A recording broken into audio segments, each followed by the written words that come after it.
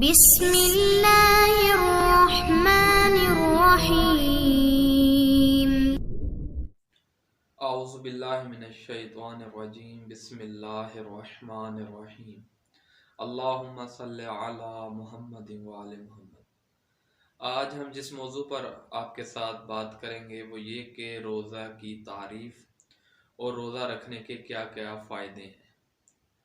روزے کی تعریف یہ ہے کہ اللہ تعالیٰ کی رضا کی خاطر، خدا کی خوشنودی کی خاطر اذان فجر سے لے کر اذان مغرب تک مبتلات چیزوں سے پرہیز کرنا، یعنی حرام چیزوں سے اجتناب کرنے کا نام روزہ ہے۔ روزہ اسلام کے فروعی احکام میں سے ہے اور یہ باقی امتوں پر بھی فرض تھا۔ یہ صرف پیغمبر اکرم کی امت پر نہیں فرض، یعنی پیغمبر اکرم سے پہلے جو امتیں تھی، جو پہلے نبی آئے، ان کی امتوں پر بھی یہ روزہ فرض تھا۔ روزہ ایک بہت ہی اہم عبادت ہے، اس کے بہت سے فائدے ہیں۔ اخلاقی اور معنوی لحاظ سے اس کے بہت زیادہ فائدے مل جاتے ہیں، لیکن جو سب سے اہم فائدے ہیں وہ یہ ہے کہ روزہ رکھنے سے انسان تقوی حاصل کر لیتا ہے۔ دوسرا یہ کہ روزہ رکھنے سے انسان آتش جہنم سے بچ جائے گا۔ تیسرا یہ کہ روزہ رکھنے سے انسان کے بدن کی زکوٰۃ ادا ہو جاتی ہے۔